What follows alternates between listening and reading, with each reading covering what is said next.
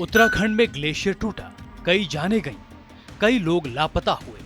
Glacier के पिघलने से ज्यादा दुर्भाग्यपूर्ण ये था कि इस तरह की घटना घटने की चेतावनी पहले ही दी गई थी।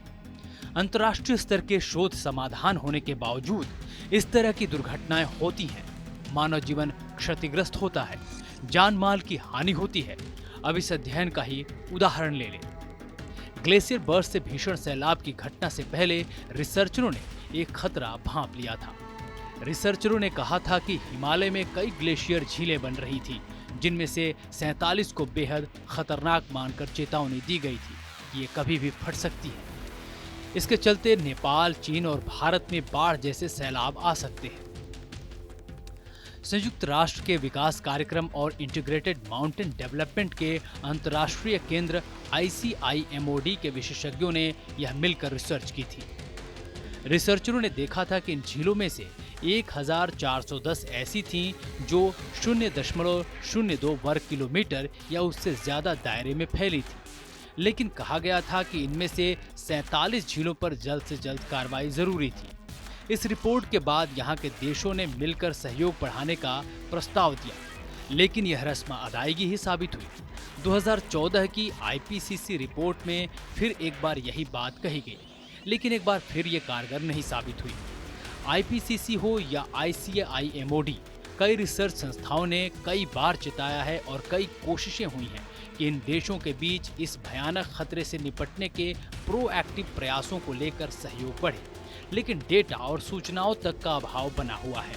हर बार सिर्फ उम्मीदें ही की जाती हैं कि अब सहयोग बढ़ेगा।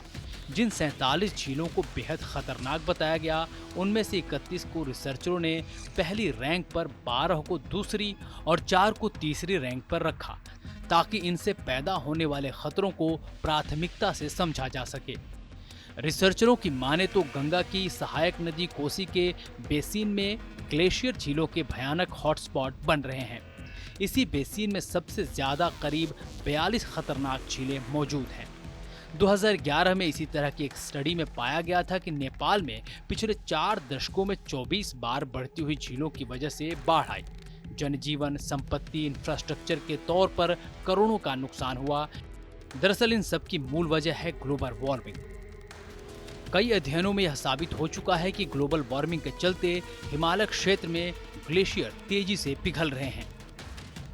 ग्लेशियरों के पिघलने से झीलें बढ़ती हैं, हाइड्रोस्टैटिक दबाव के चलते भयानक बाढ़ की स्थितियां बन जाती हैं, वो भी बेहद कम वक्त में। अब 2020 में नासा की एक स्टडी पर गौर करें तो उसमें भी पाया गया था कि दुनिया भर में 1990 से 2018 के बीच ग्लेशियर झीलों की संख्या 50% तक बढ़ गई। खतरा इतना गंभीर है कि इसी बात से समझ सकते हैं कि गंगा नदी को बनाने वाले 3 नदियों के बेसिन में ग्लेशियरों का दायरा साल 2000 से 2015 के बीच 179 वर्ग किलोमीटर से बढ़कर 195 वर्ग किलोमीटर हो गया। आपको हमारी यह जानकारी कैसी लगी? कमेंट सेक्शन में जरूर बताएं। बाकी खबरों के लिए देखते रहिए TV9 डिजिटल।